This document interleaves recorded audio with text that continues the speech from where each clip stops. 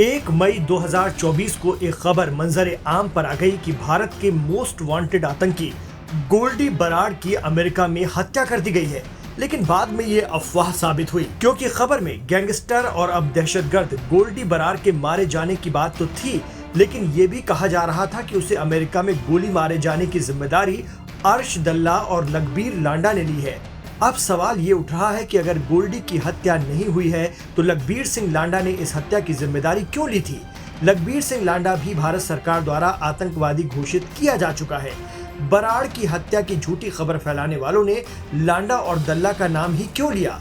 तो आइए क्राइम कथा में आज जानते हैं गोल्डी और लखबीर के बीच दुश्मनी की पूरी कहानी। लाइव हिंदुस्तान पर आप देख रहे हैं क्राइम कथा। अमेरिका की फ्रेज़नो पुलिस ने साफ कर दिया है कि हत्या तो हुई है, लेकिन जिस शख्स की हत्या हुई है उसकी शक्ल हूबहू गोल्डी बराड़ से मिलती थी। इस कारण किसी ने ये अफवाह उड़ा दी।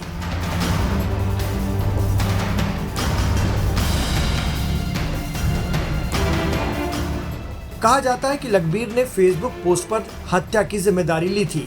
लिखा था कि गोल्डी की हत्या हमने करवाई है। आखिर क्या है गोल्डी और लखबीर का कनेक्शन, जानते हैं। मूल रूप से पंजाब के रहने वाले गोल्डी बराड़ और लखबीर के बीच 36 का आंकड़ा है। दोनों ही एक दूसरे को फूटी आंख नहीं भाते। ये दुश्मनी शुरू हुई थी साल 2020 से।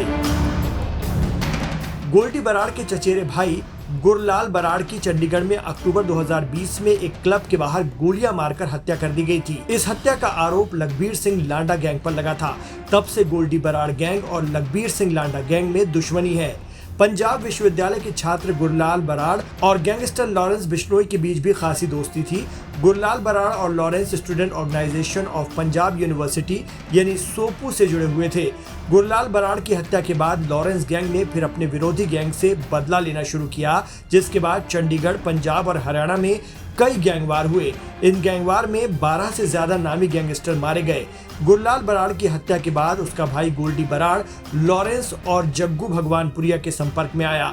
गोल्डी ने फिर अपने भाई के कत्ल के आरोपी जिला यूथ कांग्रेस अध्यक्ष गुरलाल सिंह पहलवान की फरीदकोट में 8 फरवरी 2021 को गोली मारकर हत्या कर डाली।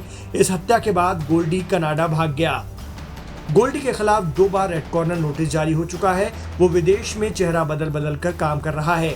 गोल्डी पिछले कुछ सालों से चर्चा में तब आया जब मोहाली में लॉरेंस और उसके यानी गोल्डी के दोस्त यूथ अकाली नेता विक्की मिट्ठू खेड़ा की हत्या 2021 में कर दी गई।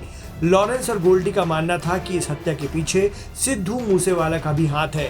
मिट्ठू खेड़ा की हत्या का बदला लेने के लिए बराड़ ने विदेश में बैठकर सिद्धू मूसेवाला की हत्या की साजिश रची और 2022 में मूसेवाला का कत्ल करवा दिया गया।